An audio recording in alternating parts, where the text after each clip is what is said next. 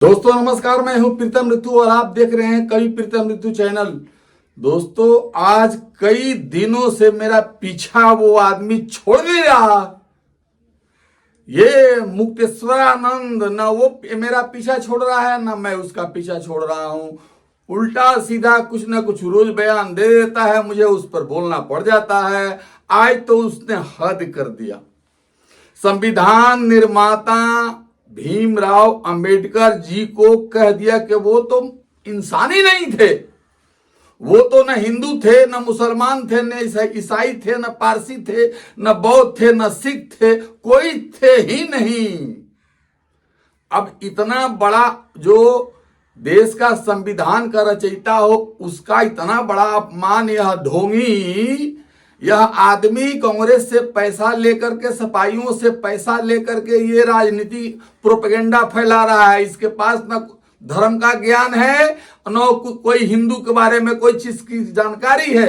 ये केवल पढ़ा है, ये इतिहास पढ़ा है और ये राजनीतिक व्यक्ति है। ये राजनीति से प्रेरित होकर के ऐसा गलत गलत बयान दे रहा है। अब सुन लीजिए अम्बेडकर के बारे में उसने क्या बोल दिया, जो बिल्कुल आपको पसंद नहीं आएगी, किसी को पसंद नहीं आएगी। देखिए, अंबेडकर जब बौद्ध धर्म की शिक्षा लेने के लिए चला, बंधुओं इतिहास में पढ़ लेना, नागपुर गया, 50,000 लोगों को इकट्ठा किया, बौद्ध पंथे को बुलाया और कहा कि हमको बौद्ध धर्म में दीक्षित कर दीजिए।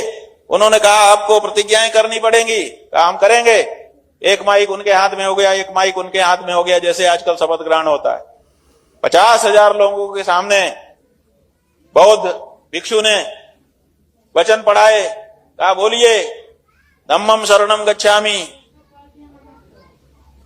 अंबेडकर ने कहा धम्मम शरणम गच्छामि। एक प्रतिज्ञा हो गई। उन्होंने कहा बोलिए बुद्धम शरणम गच्छामि। अंबेडकर ने कहा ठीक है बुद्धम शरणम गच्छामि। 2 प्रतिज्ञा हो गई। फिर भिक्षु ने कहा बोलिए संघम शरणम गच्छामि। अंबेडकर ने मना कर दिया कि मैं ये नहीं बोलूंगा, मैं संघ की शरण में नहीं जाऊंगा। उन्होंने कहा कि 3 प्रतिज्ञाएं हैं, तीनों को नहीं मानोगे तो तुम बौद्ध नहीं हो सकते हो।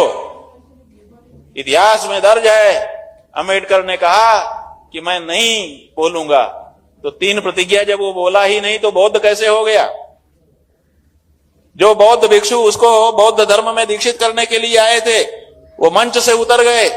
उन्होंने कहा कि ये प्रतिज्ञा पूरी नहीं हुई, इसलिए अंबेडकर बौद्ध नहीं हुआ। अंबेडकर भी पीछे पीछे मंच से उतरा। पत्रकारों ने पूछा कि आप बौद्ध हो गए? बोले हाँ हम बौद्ध हो गए। उन्होंने कहा कि अभी अभी भिक्षु जो आपको बौद्ध धर्म में दीक्षित करने के लिए आए थे, उन्होंने वक्तव्य दिया है कि ये बौद्ध नहीं हो सके क्योंकि इन्होंने तीनों प्रतिज्ञाओं का उच्चारण नहीं किया। तो अंबेडकर ने कहा ऐसी बात है तो हम नव बौद्ध हैं, हम एक नई तरह के बौद्ध हैं। ये नई तरह का बौद्ध क्या होता है? माने अपने जेब का है क्या कि जो चाहो अपने जेब से निकाल लो? बुद्ध बौद्ध बना सकते हैं, अंबेडकर तो बौद्ध नहीं बना सकते थे। तो उन्होंने जब उन प्रतिज्ञाओं का पालन किया ही नहीं तो वो बौद्ध हुए नहीं। अब कहते हैं कि नियो बुद्धिज्म, नव बौद्धवाद आ गया है। ये नव बौद्धवाद कुछ नहीं है, ये बौद्ध नाम पर अबौद्ध प्रक्रिया है। इसलिए ना तो हिंदू रहा अंबेडकर क्योंकि उसने हिंदू धर्म को छोड़ दिया, मुसलमान ईसाई तो बना ही नहीं, इसलिए उसकी कोई बात ही नहीं है। वो कहता है कि हम बौद्ध बने, लेकिन बौद्ध भिक्षुओं ने ही उसी समय घोषणा कर दी। इतिहास में दर्ज है कि ये बौद्ध नहीं बन पाया। इसका मतलब अंबेडकर ना तो हिंदू बन पाया, ना तो बौद्ध बन पाया, न घर का रहा, न घाट का रहा। तो दोस्तों आपने सुना ये ढोंगी चार्ज ने कितना बड़ा SC ST का अपमान किया है।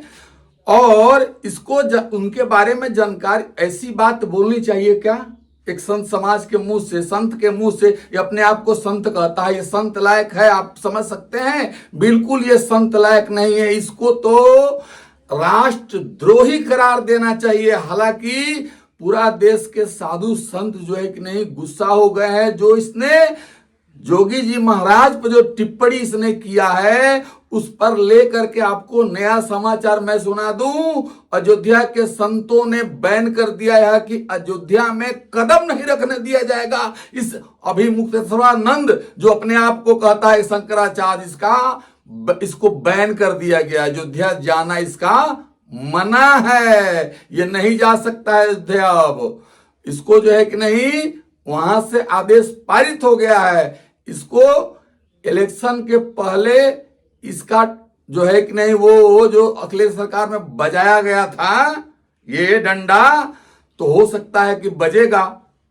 तो इसलिए यह आदमी अनाप शनाप पैसा ले करके और राजनीतिक स्टंट कर रहा है।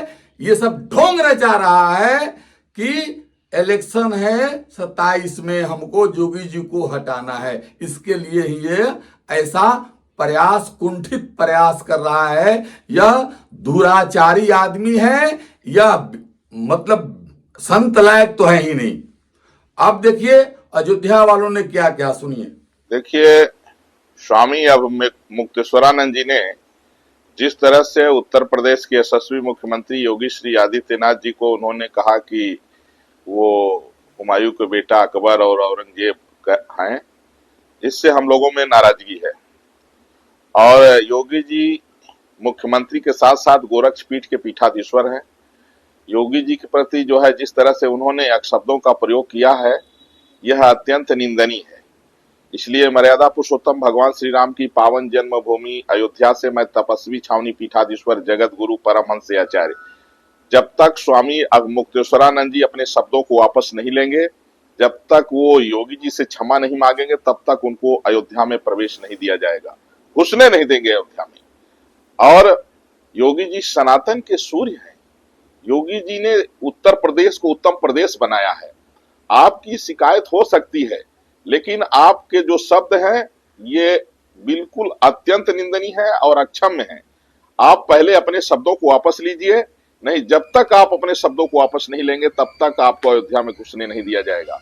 वैसे भी स्वामी मुक्तेश्वरानंद का जो गोरक्षा को लेकर के आंदोलन चल रहा है, ये राजनीति से प्रेरित है। क्योंकि हमने कहा है गोवंश, मैं केंद्र सरकार और सभी राज्य सरकारों से आग्रह करूंगा कि गोवंश को राष्ट्रीय धरोहर एवं राज्य धरोहर घोषित करें। क्योंकि अगर केवल राष्ट्रमाता घोषित करेंगे तो गाय की रक्षा तो हो जाएगी, लेकिन बैल, बछड़ा, नंदी कटते रहेंगे, उनकी हत्या बंद नहीं हो पाएगी, तो संपूर्ण रूप से गौ हत्या बंद नहीं मानी जाएगी। इसलिए स्वामी मुक्तेश्वरानंद का जो आंदोलन है गोरक्षा को लेकर के, वह ठीक नहीं है। वो तो केवल गाय के लिए कहते हैं गाय राष्ट्रमाता हो, तो गाय राष्ट्रमाता हो जाएगी तो फिर आप नंदी को कैसे बचाएंगे, बछड़ा को कैसे बचाएंगे, बैल को कैसे बचाएंगे? इसलिए वहां न्याय का सूत्र नहीं लगेगा। मैं आशा करता हूं कि केंद्र सरकार और सभी राज्य सरकारें हमारी बात को गंभीरता से लेंगी और गोवंश को राष्ट्रीय धरोहर घोषित कराएंगी और राज्य धरोहर, और पूर्ण रूप से गौ हत्या बंद होगी। अब मुक्तेश्वरानंद का जो गोरक्षा को लेकर के आंदोलन है, यह सिर्फ राजनीति से प्रेरित है। विपक्ष को जो है मजबूती देने के लिए, विपक्ष के इशारे पर सरकार को कमजोर करने के लिए इनका आंदोलन चल रहा है, जो सनातन के हित में नहीं है। और मैं सभी सनातनियों से ये आग्रह भी करूंगा कि जब तक स्वामी मुक्तेश्वरानंद सरस्वती योगी जी के ऊपर दिए गए अमर्यादित बयान को वापस नहीं लेते हैं, तब तक उनका बहिष्कार करें। तो दोस्तों, आपको मेरे विचार से ऐसे ढोंगी पाखंडियों को तुरंत यूपी सरकार को एक्शन लेना चाहिए, जोगी जी को एक्शन लेना चाहिए। यह कभी भी बात नहीं कर रहा है, धर्म की बात नहीं कर रहा है, ये शंकराचार्य के नाम पर कलंक है ये व्यक्ति, इसलिए इस पर एक्शन होना चाहिए। मिलते हैं कल अगले एपिसोड में। नमस्कार।